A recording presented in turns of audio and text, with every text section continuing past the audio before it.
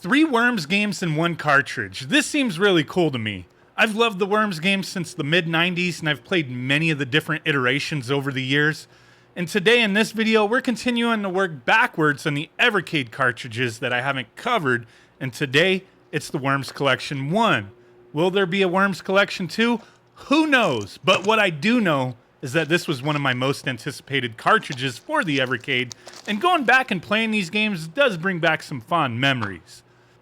So yeah, this collection, it only has 3 games on the cartridge, like I just said. And with the Evercade, I guess I typically prefer quality over quantity, but sometimes the extra games that these cartridges have on them that you don't know about and could see as filler, sometimes does bring a little extra value. But yeah, this time, just those 3 games. That's it. Now, just like all Evercade releases, you get the game in a nice case with a manual. In this release, it also came with a mini poster. Maybe I'll have to frame that bitch up and put it next to my toilet so I have something cool to stare at when I'm taking care of business. You know what I'm saying?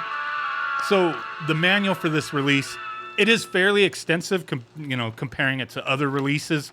The carts with more games on them typically dedicate like a quick couple pages to outline the game and its controls, some screenshots, that kind of thing.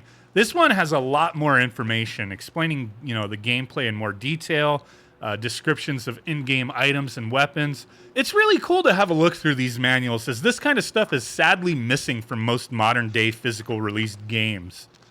Now, with this cartridge, you get the original Worms game, which is the Genesis version on this cartridge. Worms Armageddon, you get the PlayStation version, and Worms Blast, which is the Game Boy Advance version.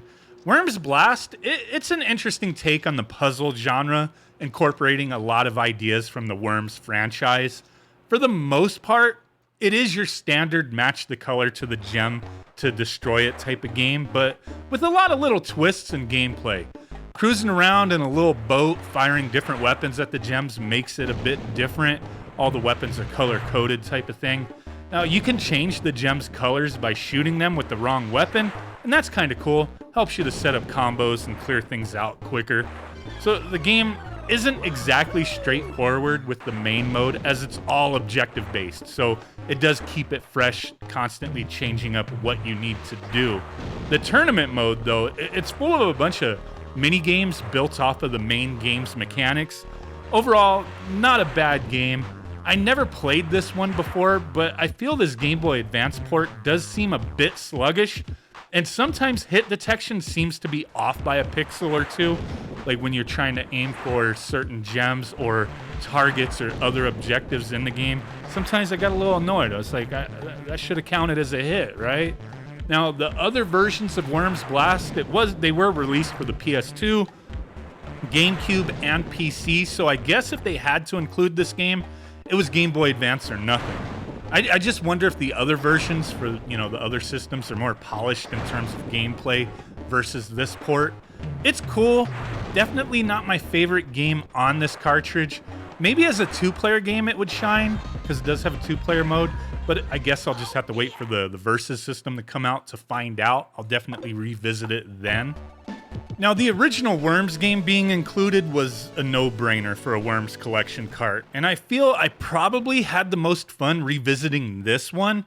If you've never played these original Worms games before, it's a turn-based combat game featuring worms killing each other with bazookas, grenades, sheep, dragon punches, and kamehamehas. It's fun, but always really shines when playing against another human. You can do that here by taking turns passing the Evercade around, but it can feel off-putting for a new player. You have to know which worms are on your team, otherwise you may get confused as they're just not color-coded or anything. They're all just worms. Also, for newcomers, this release is fairly bare bones when it comes to game modes. It does have a lot of options to choose from for how you want to play the game and what to not allow in the game, but I can see some new players becoming confused quickly when they just want to play the computer. You have to set up which teams are CPU and which are humans prior to playing. You do this through the team edits option, and pretty simple. Just look at the manual. The manual explains all this, by the way. So I mean, there's really no excuse, but I could see just somebody wanting to pick up and play this version of the game is, you got to be accustomed to it type of thing. So I like this game a lot. It's simple, but it can be crazy depending on how the randomly generated levels are set up and how the CPU reacts. It's a fun time waster and definitely my favorite game on this cartridge. Now for Worms Armageddon. That's also here, and it has way better looking graphics and animations compared to the first Worms game, and it's no doubt a ton of fun. I mean, the game came out a few years after the original Worms game, so why don't I like this version better than the original? Well, it is fun, it's a blast to play, but the game suffers from a lot of loading, and when the CPU is thinking of what it wants to do, it takes forever. Sometimes a little faster, but a lot of times I'm just sitting there like, holy crap, come on, man. Like, make your move. Yeah, you can look around the map while the CPU is thinking, but it can be a little annoying because it does seem like you're waiting more than you're playing at times. It's just the way this port is, and it's a minor gripe considering the game is a 20-plus-year-old PlayStation 1 game. It's still fun, and I'll play it whenever I have the time to dedicate to it, but I think for my Worms fix, I'm more inclined to boot up the original version of the game. I like all these games, but the original one just kind of grabs me more as far as a pick up and play type game, just because I'm accustomed to it. It's a, easier game to get into for me, and it flows a lot quicker. I could just jump into a game, play a match real quick, and then, get off of it, right? With Worms Armageddon, it's going to take a lot longer as the loading and the CPU worms having to think type of thing. It's all good, though. Now, as far as how all these games control, everything seems fine. The puzzle game's fairly basic. The original Worms game only requires a few buttons, and they can be swapped around through the Evercade settings menu. Worms Armageddon, though, has a few more controls than the original Worms, and it can be a little annoying getting used to the button assignments after playing the first version, as they are swapped around. So like the fire button, the jump button, if you're playing the first one, then you jump to this one, you'll be kind of thrown off for a bit there. With Worms Armageddon, I do find myself referring to the manual more often than other games that I've played on the Evercade, but that's what the manual's for, so it's not a huge deal.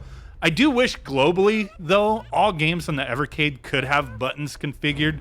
Maybe one day they'll implement that. Now, I did see Evercade show off that with the VS or Versus system, whatever you want to call it, via the settings menu, you can look at the controls for each game, so you don't have to refer to the manual. I think that'll be handy, and I'll appreciate that. Hopefully that comes to the handheld as well with the future firmware update. And yeah, I will definitely use that. Hit the settings button, double check what the buttons are, but I don't want that to be a replacement for, the manuals. So don't take away the manuals with a digital version of it. Just have that as a supplement. Don't think I have to worry about that, but just in case, So overall, I really like this cartridge, simply because I really like the Worms franchise. Now, like anything, it won't be for everyone, but with the Evercade, I feel definitely a lot of people are just trying to keep the numbers flowing in order for their collection and just buy them all.